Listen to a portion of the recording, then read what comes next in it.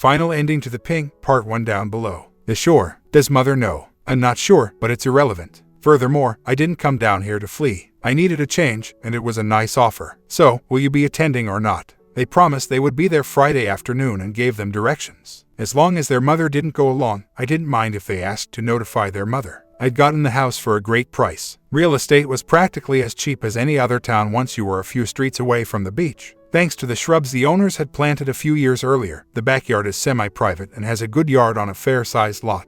Most of the neighbors were kind and around my age. I was renting and wasn't sure if I wanted to stay or deal with the headache of having to make house payments until I was retired. The girls arrived at the warehouse earlier than I had anticipated. After giving them a brief tour, they appeared impressed. I showed them about for the remainder of the day, enjoying the perks of being the boss. I introduced them to my friends and took them to my favorite restaurant. Sam chuckled, and they were appropriately impressed. He said they were quite beautiful. They have to emulate their mother. Hey, it's a good thing they do, I said. Being a woman and having my level of rugged beauty would be terrible. After my pals laughed, we had one drink, my youngest had a soft drink, and departed. At home, we made up. Charlie was moving closer to her partner and would be taking a temporary job in the area to get experience. I questioned whether our conversation affected her choice in any way. Rose was happy to enjoy her first year of college and had no desire in dating anyone seriously. She realized what she was saying and apologized, but she was eager to get to the beach in the morning. Why, you two are on a type of vacation here at the beach. Go ahead and enjoy yourselves. For individuals your age, Peyton Point is ideal. Please remember that I'm a local now, so don't act shocked. While you enjoy yourselves, I'll go fishing. Who knows, maybe I'll catch something to grill later. Charlie, you two go. I'll see you at breakfast. For an old man, it's past sleep already. Girls, you have my undying affection. I will always do. It's great to have you here. I received 2 very lovely kisses. While I was falling asleep, I heard them conversing.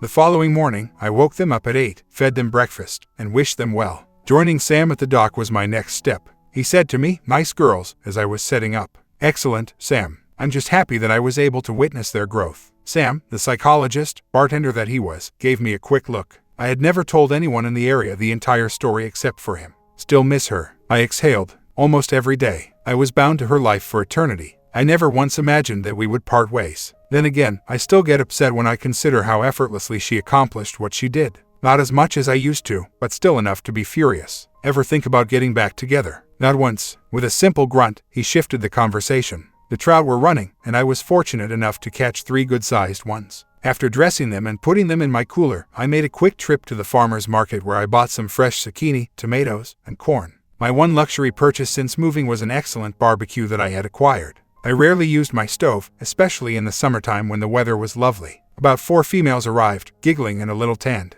Before I started dinner, we spoke for around an hour. I took care of everything beforehand, so they just needed to see. There were many compliments after the delicious supper. Since we were at home, Rose received a glass of the fine wine we had. After dinner, while the dishes were cleaned, I observed Rose twitching. What? Her head was hung. They told me of a dancing club for folks my age, so I kind of met some people today. If it's okay with you, I considered going. You're no longer a young child, Rose. Though if that's what you want to do. Sincerely, I don't think it's a good idea for you to go alone. Everyone is at risk from predators, particularly in tourist destinations. Is your sister attending? Charlie appeared taken aback. I thought I'd stay in with you. I'm still as uninteresting as I was while you were at home, even though that's nice. I'll feel better if I go with her. While you dance and flirt, consider how fortunate David is to have you. Please exercise caution and refrain from splitting up. Although Charlie was still apprehensive, Rose almost pulled her into the bedroom. Charlie, to her credit, gave David a call. Apparently, the lesson her mother had learned was still relevant. He offered her his blessing, putting all of his trust in her. They emerged, looked stunning, gave me a kiss, and drove off. Old habits die hard, and when they arrived at 1, I was still the anxious father I had been when they were 16. When I heard them laughing, I grinned and turned in for the night. Before they had to pack and depart, we went out to breakfast. I provided the house key to each of them, just in case you decide to pop in. To their credit, they didn't really bring up their mother. I couldn't seem to pique his attention, so I hadn't dated since our breakup. I was also seriously out of practice. After settling into the neighborhood, Amy, Jerry, and Billy mentioned the mothers of their friends within 6 months. These were pleasant, unmarried women my age or younger whom they had met during business dealings. Our local crew soon became involved. Grinning, I thanked them for their effort, but I never got back to them. Sam even started to get into me. Time for you to start enjoying life again. He gave me a piece of paper with an address and phone number on it. Kat, my cousin, she is experiencing the same thing that you are. I believe that you two would make the ideal first date after marriage. You owe me because I had to convince our mothers to agree. Avoid making a mistake. Better yet, drink from cans or bottles if you do. Everything else could have an odd flavor. I made a call. On the phone, she sounded incredibly kind. We had 2 conversations before deciding to go out. She should choose something she would appreciate and let me know how to dress, I informed her, since she was the local. Comfy sneakers, jeans, and a t-shirt, items you don't mind getting soiled, plus a lightweight jacket. Consider spending the bulk of the evening outside. I had no idea what to anticipate because she would not talk about it more. She wasn't what I had anticipated, for whatever reason. She was 2 inches taller than me at 6'1", but she had a slight, willowy body for her height. I had never met a woman so graceful as hers. She got us a beer and we settled in on the couch. Want to get the rant about our exes over now so we can enjoy the rest of the evening? She grinned, which reassured me despite my amazement. I told her the brevity of it. She gave a snort. She needed to understand that it was still cheating even if they didn't share a bed. How could she have known? Oh well, I doubt she could have told you. She let out a sigh. I guess mine is a little more ordinary. In short, he went looking for someone else, gave her a couple of test drives, and was discovered. After our divorce, she moved in with him the next week and left after 3 months when she realized he couldn't give her the kind of life she had come to expect. He phoned me 2 weeks later, expressing a desire to catch up. I fear I crushed his dreams. Her expression brightened. It's time to depart, come on. I'm behind the wheel. Her truck was a compact 4-door. After traveling for around 2 hours along the shore, she arrived at a little diner situated in a remote area. She received a local's greeting. Cat, hello. Visiting the island. She gave a consenting nod. Indeed, this is the night. Bill is my pal. I informed him that your burger was nearly edible. Bring one loaded for us. It was a half-pound monster burger, scarcely fit for human consumption. Loaded means nearly a pound of fried potatoes and onion rings accompanied by cheese, mayo, mustard, slaw, tomato, pickles, grilled onions, and chili. The waiter winked and said, you get a free dessert if you eat it all. With skill, Kat cut it in half and placed her portion on a different plate. Eat as many of the fires and onion rings you want, but don't touch the pepper or I'll stab you with a fork. The server chuckled, brought out 6 more for us to split, and informed me that they were for sale if I wanted to buy some to go. On the way out, I purchased 2 pints. Before she pulled off and headed another mile up a gravel track, we traveled another hour along the coast. She pulled up behind around 8 other vehicles, mostly trucks. People were conversing while seated around a fire, with obvious emotion in their voices. With great zeal, they called her name and exchanged pleasantries. They cast speculative glances at me. I carried a virgin offering, she smiled. It's his first time, so be gentle. After snatching coolers, shovels, sacks, candles, and high-beam spotlights, they dove into the thicket. Before long, they were wading through a wide channel. My legs felt chilly against the water. She clarified, Turtle Island is a breeding ground, shielded by national and state legislation. If you were discovered there during the off-season, you could face severe jail time and a huge fine. As certified watchers, we are. She gestured to the elderly man with the beard. Along with the state, Walt. Next to him is Sarah, a government employee who enjoys fishing and nature. Our authorities. There is a threat to this species. Within an hour, the hatch ought to open. We emerged onto a wide beach that was littered with pyramidal formations. Nest guard, she said, keeps the predators out, increases the population chances. We took a dune and sat there waiting. After 90 minutes, there was a stir among the gathering, and they quickly moved to have the guards removed. Before long, some of the tiny turtles, some little bigger than a quarter, were heading for the water. Our task was to assist those who were heading the wrong way while exercising caution as we stepped. 3 hours passed. With fatigue, the rest of us made our way back to the vehicles, leaving a small group behind in case there was a late hatch. A few camp stoves and a grill were in use. As the officials tallied the hatch, we enjoyed a delicious brunch. There was a cheer, 400 more than the previous year. How many of the 400 will actually live to come back and lay their own eggs? I asked with curiosity. Cat. 2 if we're lucky. The death rate is really high. That is the reason each hatchling is so significant. With a smile, she gestured to the tents that had been set up during our absence. It's time to take a nap. After 4 hours, we depart. It's true that you and I had a sexual encounter on our first date. These were big military-style tents that were furnished with cots. After selecting a few, we removed our shoes and took a seat. I was taken aback when I fell asleep immediately. Kat started softly shaking me as though I had just gotten out of bed. Get up, time for lunch, then we have to pack up and go. It was early afternoon when we returned to her home. Her expression was hesitant as she asked, Can I ask you for something? Yes, I replied. I was past the point where I thought she could surprise me anymore. Will you please enter? After we take a shower, I want you to sleep with me. Huh, she met my gaze with hers. I just want someone to share a bed with. It's been 2 years since I last curled up with someone. It's missing from me. Shall we have a sexual encounter? I'm not sure. Perhaps you don't want to. Perhaps I'm not in the mood. If you choose to follow along, it will be the risk you accept. I took a moment to consider it. She appeared disoriented and solitary. I was familiar with the emotion.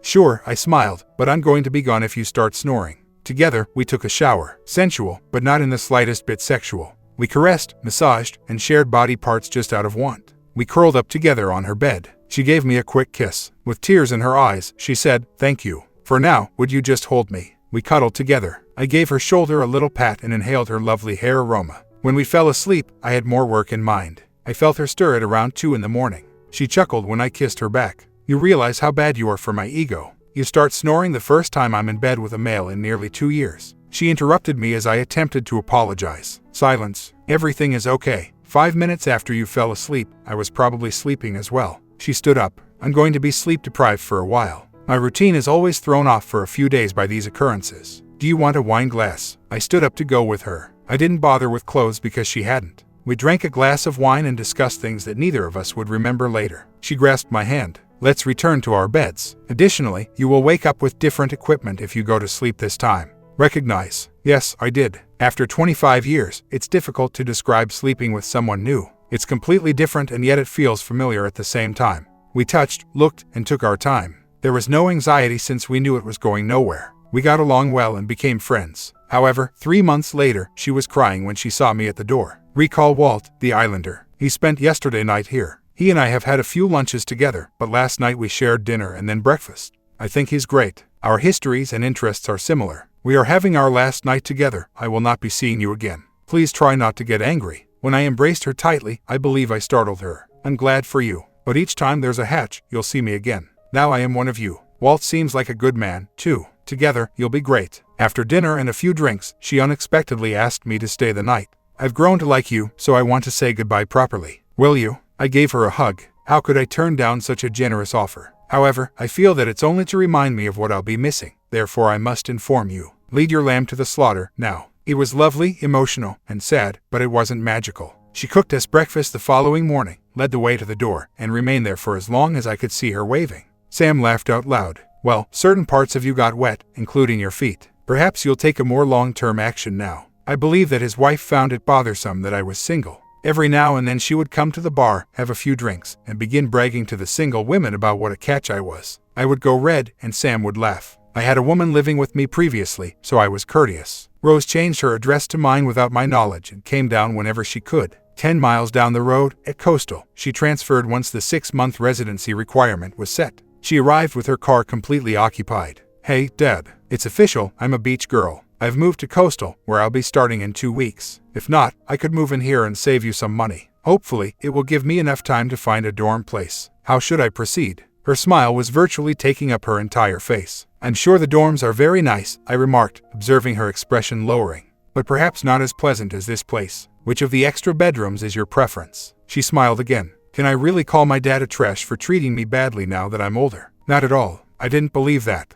I'll take the one at the end of the hall if it makes no difference to you, and perhaps we can have a little privacy. For 3 days I smiled, feeling happier than I had in a long time. Rose quickly had friends who would frequently drop over because she was a local, usually right before I started cooking. A lunch that they weren't required to eat at school or a restaurant was a treat for the majority of these homesick children. She frequently kept 2 friends in the spare bedroom and 1 in her room. They'd kick back and laugh, talk about males, stroll around in bikinis so tiny I almost didn't see the point in wearing them, and generally have a blast while I slaved over a stove for them. Some of the more local ones began referring to me as Beach Dad. I was willing to make the trade-off between staring at the walls every weekend and having a house full of attractive girls, even though I would occasionally fuss at them. 2 actually made advances on me, but I gently turned them down because I couldn't bear to think of how I would react if some ominous middle-aged man was abusing my daughter. After Rose informed them, I was able to resume my role as Beach Dad. One even offered an apology. Rose asked me for assistance. Emily recently told me that although her mother wants to visit, she is unable to pay for it.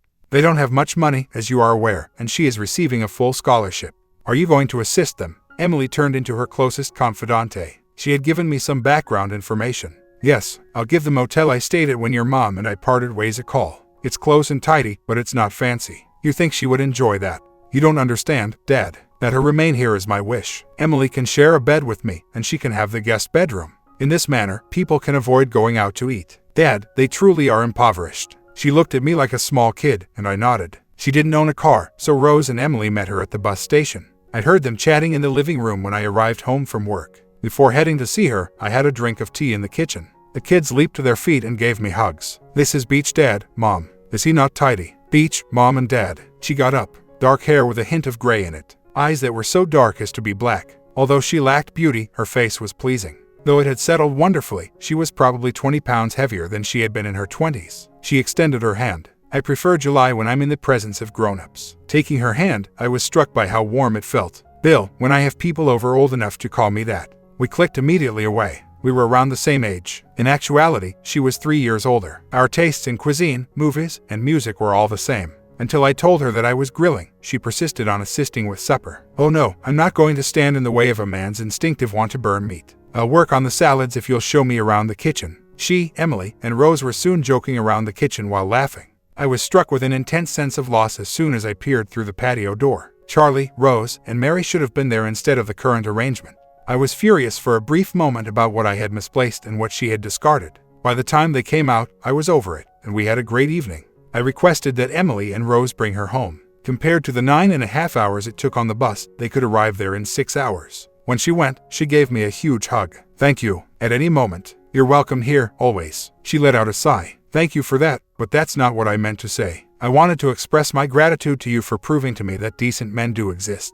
At the age of 6, Emily's father departed. She wouldn't be able to identify him in a lineup if they did. We said nothing more, and before long they were disappearing. Rose jumped me on Tuesday. What do you think of July? I gave a cautious response because I wasn't sure what she was trying to say. She seems like a really kind person. That Emily has her is a blessing. She smiled. She thought highly of you. Could she be gone by next month? Sure, honey, if you give me your word you and Emily don't try to set us up. Her smile wavered a little, but she continued. Make a vow. I'm going to give Emily a call. She was soon chatting away. I enjoyed Emily a lot and made an effort to come up with a solution for her. Because our warehouse catered only to the modular home market, we carried a lot of products that box retailers didn't carry for contractors. On Saturdays, I started getting a lot of calls from people pleading with me to let them in long enough to obtain the part they so badly needed. I'd had enough after 6 Saturdays in a row. I was in the owner's office in my former town the following Friday. I tried to foresee all of his inquiries as I explained my idea to him. He must have been impressed by my presentation because my modest warehouse would officially open on Saturdays from 7 to 6 in 3 weeks. I gathered Rose and Emily and made my proposal. Look girls, Saturdays will now be the day that business is conducted by the powers that be. I need to find some part-time assistants because most of my guys are cool with working a little overtime, but not every Saturday. A 10-hour workday plus an hour for lunch, $10 for each hour. College students would probably work best. Know anyone in the area? Rose finally spoke after a long period of silence. Is there a policy against hiring official and unofficial daughters? None that I'm aware of. What time do your classes end during the day? When do we start? 3. All right. I'll see you there at 4 on Monday. That ought to school you in the fundamentals before our official opening. For the first 3 months, one of us, Jerry, Amy, or me, will be by your side. After that, you're on your own. I'll shut, and either Jerry or Amy will open. I'll probably need 2 or 3 down the line, and 1 right now, if you know of any interested guys. Emily was sort of in a relationship. He was equally as broke as she was, but he seemed like a lovely guy. After 2 weeks of intense training, he arrived with the girls, and we opened. Although things didn't go as smoothly as we had hoped, they made it through, and our consumers were overjoyed. We ran the figures when enough time had passed and discovered that Saturday was our best day of the week for earnings. I was presented with a presentation by Rose and Emily, which they requested me to review. We were working only with contractors and developers. We weren't in the retail space. They wanted us to take advantage of that market and appeal to do-it-yourselfers. I discussed it with the home office and was given the go-ahead to test it out for 3 months. We did a lot of advertising. In 2 weeks, retail would only be open on Saturdays. I made sure to be there on opening day, even though we were both anxious. We almost got buried. Owners of modular homes reacted in large numbers, irate that they could not purchase certain parts without having to shell out a lot of money to have them specially ordered through the box retailers. To handle the load, I had to bring in 1 additional worker. An entire hour after our scheduled closure, we were still receiving business. At first, we didn't provide delivery on Saturdays, but eventually, it became a regular practice. Because it allowed them to start the week earlier, the contractors were pleased. In order to stay up, I had to add another vehicle. Charlie would visit roughly every 3 weeks. David's graduation was scheduled for the next few months. They both liked the place, and she'd brought him along a few times. In addition to helping her distribute resumes locally, I also helped out by networking with friends and clients. Before she discovered a job that she enjoyed and earned a respectable salary, she went on 3 interviews. Her start date was the week of his graduation. As a gift, I found them a lovely apartment and covered the first month's rent and deposit. They were overjoyed. Despite searching his field, he had not found anything. I generously offered him a position in the warehouse with time off for interviews. With free lodging and meals, July was staying with us every other weekend.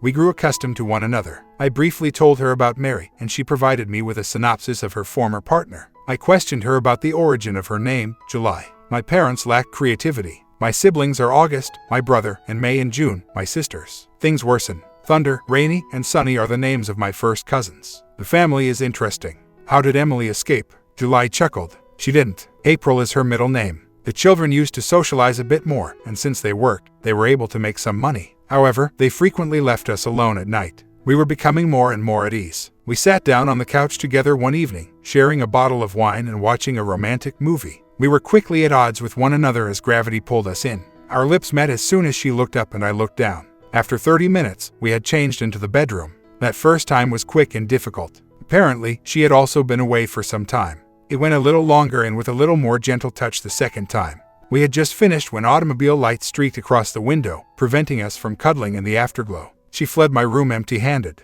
I had to conceal her clothing and return them covertly the following day. The females never said anything, but judging by their smirks, I guess they figured it out. Rose and I attended David's graduation. It had been about a year since I had last seen Mary. She had a dejected appearance, was quieter and slimmer. Rose was seated between us just in case, but we got along well. We got together for a little celebration in our former home. I looked around the rooms, curious. Not even the fact that all of our pictures were still up there could I detect any difference. Strangely enough, I picked one up in the den, a picture of the two of us standing on a beach. Back then, her hair was longer and the wind would blow it around. I was around her with my arms, and we were grinning broadly. It has consistently been a favorite of mine. Wasn't it wonderful when we were happy then? I looked over and saw a tear fall down her cheek. Yes, we were, I mutely said, my sorrow palpable. I apologize so much for ruining everything. I know you don't want to hear this. Now that I've looked back, I don't even know what drove me to do it. I promise you that I will regret it till the day I pass away. I just pulled her into my arms and gave her a soft hug without even thinking.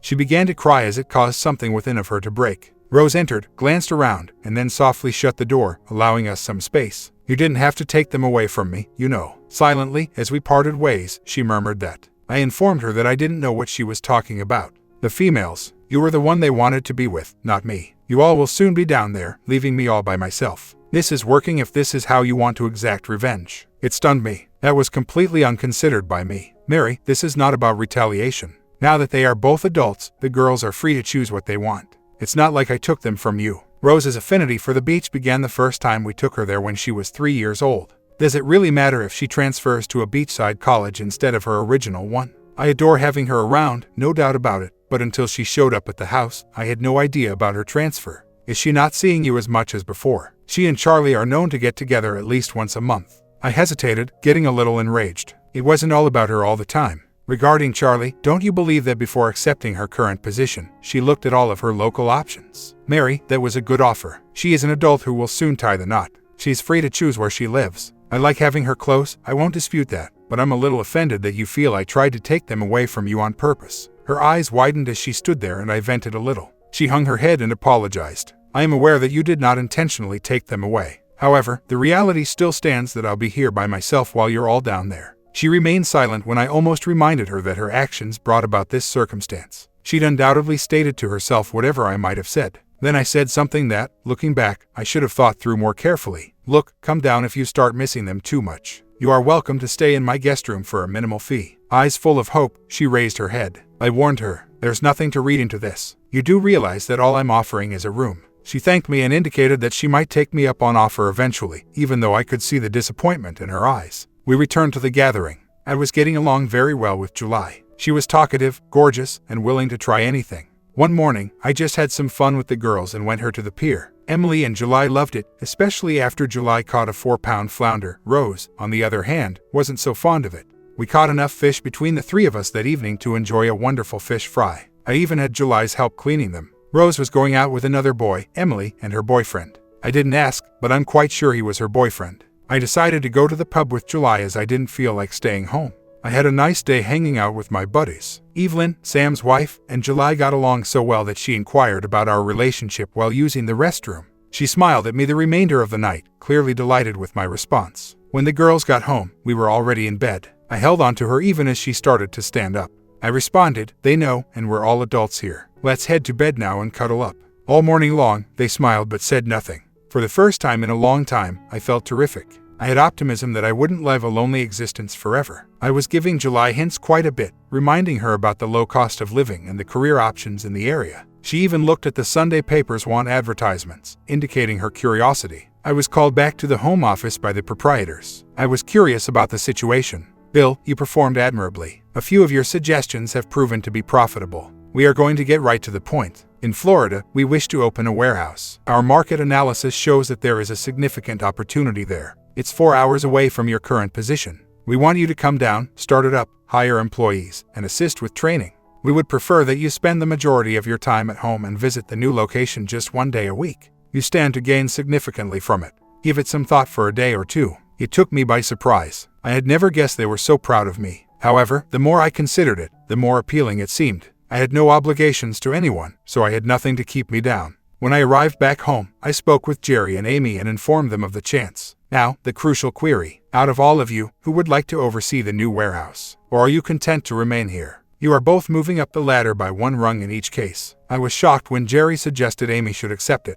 Her relationship with the customers is better. I'm more of a guy that works behind the scenes. I only see positive things in our future as long as she recognizes that I'm in charge when we head home. I smiled and Amy flushed. "Okay, so this is done, and as manager, Amy, we can't stay late in the workplace any longer, okay?" People would converse. Jerry broke out in fits of laughter as she erupted into a fiery 8 hues of red. When I had passed by the location on Saturday night, lights were on. I went around flipping them off after using my key to disable the alarm. A bra was on the floor when I passed by it on my way to the office through the back of the warehouse. Next, a shirt, shorts, boxers, and lastly, underwear hanging from the doorknob. I heard the distinct sounds of passion as I froze. I slowly retreated, flicking on the lights along the way. As I was leaving, I saw Jerry's motorcycle parked at the building's side. Monday morning, there was a strong scent of air freshener in the office. With summer upon us, the children had left college. Together with us, Emily made the decision to work longer hours and put some money aside for the upcoming year's expenses. I inquired as to why they had nothing planned for spring break. All they could do was giggle. "We are located in one of the most popular East Coast locations for spring break. It comes to us, we don't have to go anywhere." July didn't leave for a month, blaming work for the delay. I made the offer to come up, but she stated it would be useless as she wouldn't have time for me. Though I didn't like it, I honored her requests. Even I had a rather full schedule. After determining a suitable site for the warehouse, we invited the suppliers to assist us with its setup. For a week, Emily and I stayed at 2 nearby schools, which had an enormous labor pool that was just waiting to be utilized. For 9 part-time roles, 1,200 applications were received. She collaborated with the schools, focusing on individuals who, like her, had limited resources and could benefit from the work. I gave her the last 3 after reviewing the first 3 she suggested. She ultimately handled practically all of the hiring, but I insisted on getting in touch with the full-time applicant. She was ecstatic since this experience would look fantastic on her resume and she was going to get a degree in human relations. Her house was just 3 hours away, so when I suggested that we see her mother en route back, she enthusiastically agreed. In order to be there in time to take her out to dinner, we departed a bit early. As we drove, she couldn't stop talking, delighted to see her mother. We opted to keep it a complete surprise by not making a call. Her modest, tidy home with 2 well-kept flower beds and a well-kept lawn. Emily chuckled. Someone new has to be taking care of her grass. The last time I visited, the area was so overrun with weeds that you could not see the blooms. We headed up the sidewalk, where she was going to leave her belongings, and we planned to meet up with Ambush July right after work. She shouted when she entered the kitchen after unlocking the door. A man was reading the newspaper and sipping a beer at the table. He seemed as shocked as she did. They practically said, "Who the hell are you?" At the same moment, he got better more quickly and even grinned. "I know who you are. It's Emily. I'm glad to have finally met you. Bill here, July's fiancé. Who is your pal?" He had the air of a kind man. He was neatly dressed, my age, and in better shape because he worked in construction. Emily spoke out while I was still digesting the fiancé announcement. "This is also Bill. Is he my mother's partner?" What? I was able to take charge of my life. "Well, Emily, let's go. I have no business being involved in this family business." They both cried out, "No." At the same moment, finally, we came to the table. I mean, he got me a beer. "How long have you guys been engaged?" "For almost 4 months. I forced the conversation because I could no longer stand living with her." "What gives with the fact that you are her boyfriend now?" I considered my response to that. Though I had Emily to think about, the fact that July was acting in this way did not inspire much loyalty. "I really believe that you should speak with July. However, I must tell you this. Neither one of us knew you existed until we arrived here." "Dad, stop being nice. You don't know her crap," Em angrily said. tell him the entire narrative if he's interested in hearing it. She faced him. And you, please control your fury in your mouth. I believe that both of you are victims. He surprised me by holding it in until I was finished, albeit a tear eventually ran down his cheek. Nearly whispering, I never had the first clue, he said. Neither did I. As someone who went through a divorce a few years ago, I can attest that while learning something like this stings, you eventually move past it. In one manner or another, it was July that arrived at that moment. It was a good mid-size Hyundai that I acquired as part of my promotion, but she didn't recognize it.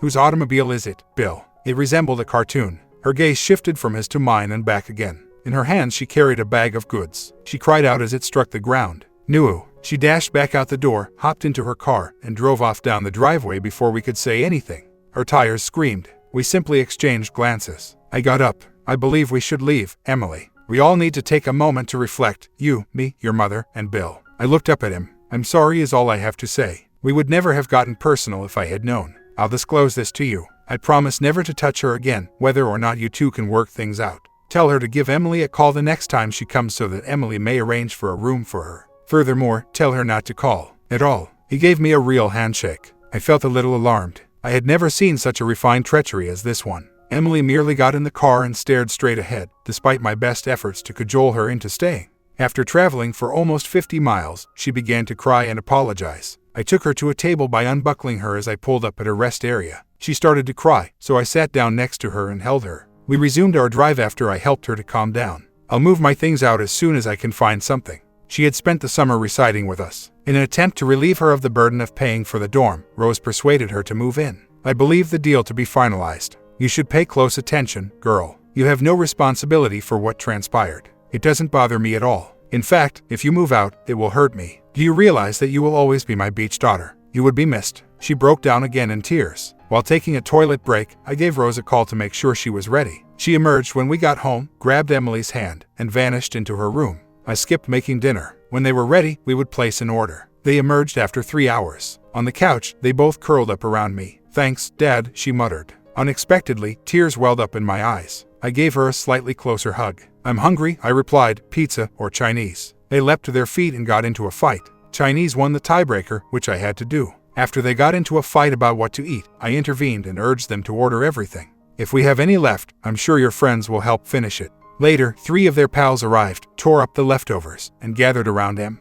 July begged Bill to stay, but he departed. I was content to remain in the dark and never get the details. For the remainder of their summer, she didn't visit, and when she did come down in the fall, she remained at a motel. For years, the gap between her and him never fully mended. She complied with my requests and avoided talking to me for a very long time. I went on a few dates. I was paired with one of the professors by the females. Although we didn't share much, we still liked one another. It disappeared silently after 4 months. Summer returned. The girls would graduate in just 1 more semester. They anticipated it with anticipation. At last, David secured a satisfactory job. They appeared to be very in love, so I was pleased for them. In the area, they came across a house. Despite their objections, I helped them a little bit with the down payment. They stopped by for a BBQ shortly before July 4th. They entered with 3 wrapped presents and a maniacal smile. Charlie said, "Here, Dad, open yours first." It was a T-shirt. I could hardly read it before my vision became hazy. Reading, "World's Greatest Grandpa, World's Greatest Aunts" was what Rose and Emily received in matching sets. The tears began to flow. David and I went out onto the patio.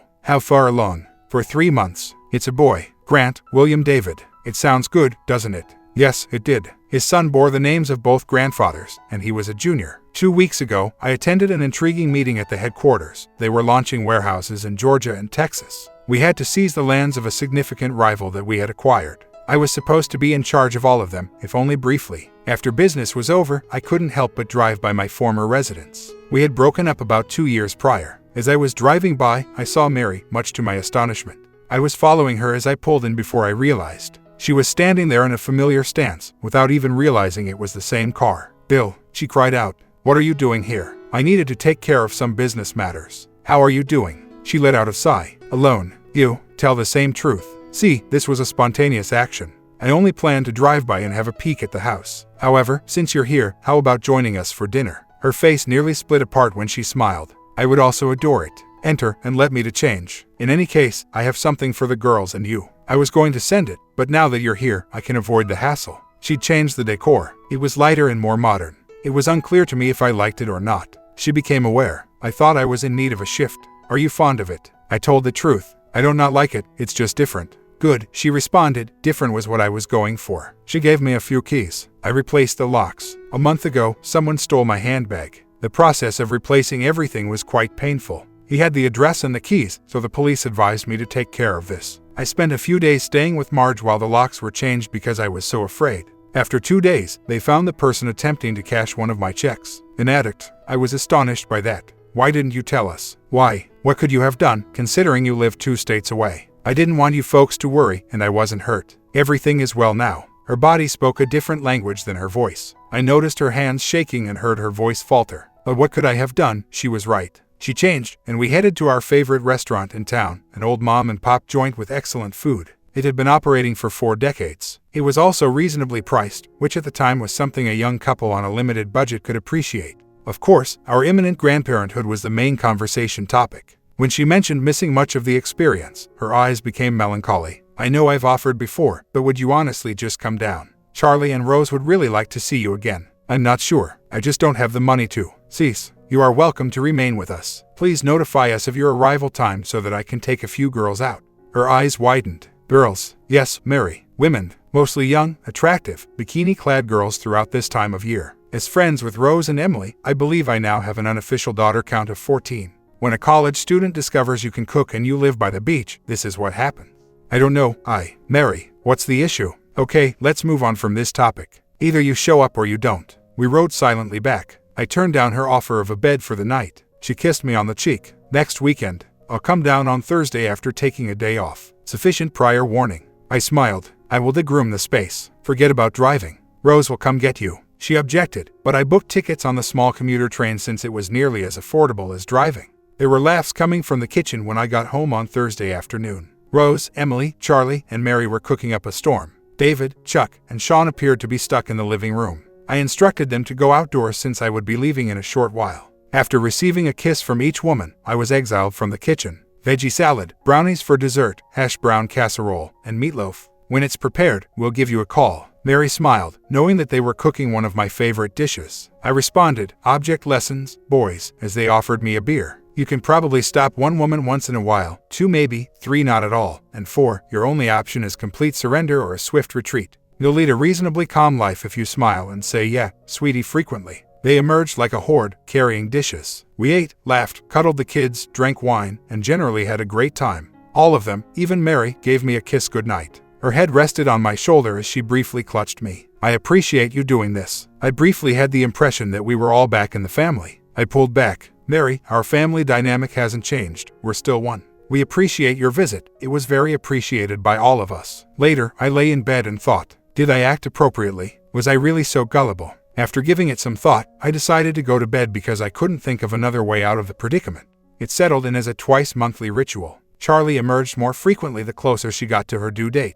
She called me toward the end of the 8 months. Bill, is there any chance you could arrive by 4 on Friday? It is quite significant. It wasn't an issue because I didn't have anything urgent to do. I can if you need me. What's up? I've sold the house. I was taken aback. Why would she act in such way? Why? Because my family resides in 2 different states. We all know you won't be returning, but I know I can't sell without your signature. This will help your bank account grow and provide me with a buffer while I look for housing and employment. Bill, please. Well, sure, if you're positive about this. She had often told me that she would pass away at that home. Bill, I get what you're thinking. But a while ago, it ceased to be a home and is now just a house. I need to be near my kids and have a new beginning. Rose and I had a Friday ride up. In this economy, she had obtained a fair price for it. Once everything was removed, each of us received $92,000. She spent 2 weeks living with us after trailing us back. She looked for a good condo in an age-appropriate community since she wanted to give apartment life a try. It was a 6-month lease with a buyout option. The girls were ecstatic. Their mother had returned to them full-time. Not as thrilled as I was. When she would call, she would tell me that she had cooked too much and had fixed one of my favorites. Shall I join her for dinner? She would visit, stay late, and make use of the guest room. She required an escort for an event being held by her new employer. Could I fill in, because she didn't actually know anyone? The daughters shared her desire for their parents' story to finish happily. We were dating, even though I wouldn't admit it. The night Charlie went into labor was when it all came to a head. It lasted 11 hours and was quite difficult. Charlie had Mary stay in the birthing room so she could watch David. At 3 in the morning, William David screamed his way into the world. Before we left the hospital, it was 4. Mary insisted on returning to her home after I had picked her up and was simply going to take her home. I was leaning over. "Come in," she stated. "You're drooping pretty bad. I'll put a pot on." I gave in since I was dragging so much. I fell asleep on the sofa. She tugged at me. Glancing up, I noticed she was wearing a gown. "You're snoring. Get up. I refuse to let you go. Go to sleep now." She interrupted me when I objected. "Just to slumber. I have nothing else to contribute. Come on." We shared a bed for more than 24 years. Neither of us has died as a result of it. She pulled and pulled till we reached the bedroom, at which point she pulled down the covers. "Leave us now and head to bed. I'm completely exhausted." She spooned me right away as soon as I hopped in wearing my boxers and t-shirt. In a matter of minutes, we were both outside after I put an arm around her. It was after 3 hours that I woke up. I was holding her in my entire hand. I said, "Mary," but she shrugged me off. "Just once, Bill, please. I swear. It's been a while, sweetie, since you departed." Reason could not prevail as the blood poured south. I slipped in, and I lost all of my strength. For around 5 minutes, we continued in that manner until she turned over. She moved into my embrace. "I've missed this baby," she muttered as she once again dozed asleep. Just before noon, I smelled coffee when I woke up. I went into the kitchen after taking care of some business and putting on my clothes. Even though it was beyond noon, she was humming as she placed breakfast on the table while donning the gown once more beneath a short robe. Before I could say anything, she looked up and saw me, raising her hand. "Before you say anything, pay attention to me. I probably made a mistake last night, but I don't regret it. Furthermore, I'm not stupid enough to anticipate more. But if you'll allow it, it was beneficial to us both." After pausing, she grinned. "And I'd like more, if you're willing. Let's have some food now and visit our grandson." For a while, things were a little strange, and occasionally or twice a month, we began sharing beds. She made no requests and I made no guarantees, but I could tell she was hoping. All of the girls were leaving clues, with the exception of Emily, of course. One evening when Rose wasn't around, she spoke with me. "Mary is nice, and it's obvious that she wants you back. However, after getting to know you, I don't think that will ever occur." She was a rather intelligent young woman. I had been thinking a lot about it. Could we both be content together? We won't get married again, but don't say anything to the girls. Compared to when we were married, I now travel 1 or 2 days a week, sometimes even more. She has even more excuses than before to become bored. Maybe she learned her lesson, and she won't do it ever again. However, I discovered mine. Without trust, there can be no commitment, so I'll never trust her again. That's when you should inform her. The day she moves in is already on the agenda for her and the daughters. Keep it from lingering. I stood up and gave her a cheek kiss. "You're my favorite unofficial daughter. Have I ever told you that?" She laughed. "I have to be the only unofficial daughter you have. As it is, I find it difficult to share you with Charlie and Rose." "Dad, good night." I sat and considered my life. Though everything didn't go as planned, I was nonetheless happy with the outcome. I was in a position I never imagined having and generating more money than I ever imagined.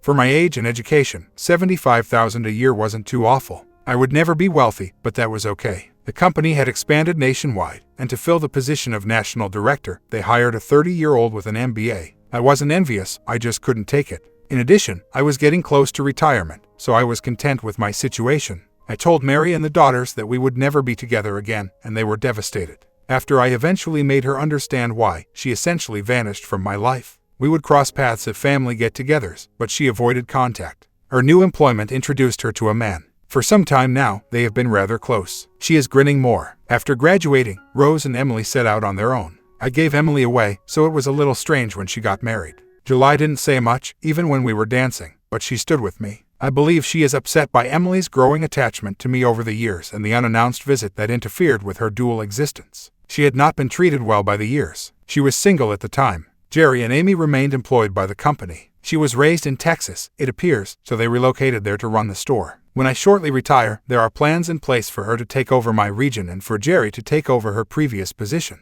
With her degree in hand, sweet little Rose commandeered the dilapidated warehouse. She dates frequently but has never married. The Home Office is taking note of some of her suggestions, and there are indications that she might be promoted shortly. Charlie and David are currently expecting their third son child. Little Bill has developed a strong interest in fishing thanks to me, and the middle child, Eric, is eagerly awaiting the day when he can join us. I've hooked up and dated occasionally, but until recently, nothing committed. A woman my age owns one of our largest clients in Texas, and I took her out for a business lunch. She was a widow. Lunches became dinners, and dinners became breakfasts. She handed me the key to her home, so I don't even get a room anymore. I really enjoy her. She's adventurous, funny, and good in bed, especially considering our age. I'm considering it because I believe she's looking for something a little more. The best thing is that she has a boat and enjoys fishing a lot. My comment: a sad tale of the broken state of marriage in modern world. These are the type of stores our young people need to hear stories, so they can avoid the pitfalls and find that truly happily ever after relationship and nourish it with love and good communication all the way through life.